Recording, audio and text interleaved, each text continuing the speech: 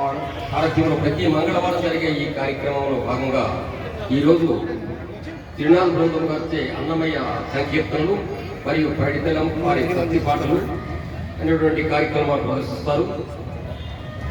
అద్భుతమైన ఈ కార్యక్రమం ఉదయం నుంచి సాయంకాలం వరకు వర్షం పడుతుంది.